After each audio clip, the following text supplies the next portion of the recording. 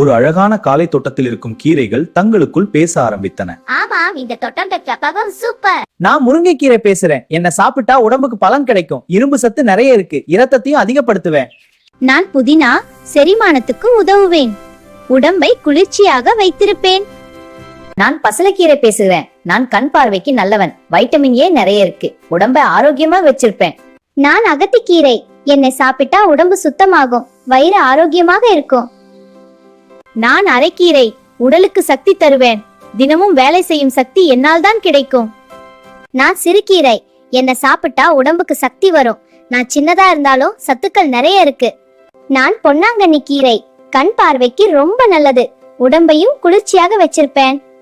நாங்க சின்ன கீரைகள் தான், ஆனா மனிதர்களுக்கு ஆரோக்கியம் தருவது நாங்க தான். அதனால்தான் வாரம் வாரம் கீரை சாப்பிடும் பழக்கம் இருந்தால் உடல் ஆரோக்கியம் எப்போதும் நல்லா இருக்கும்.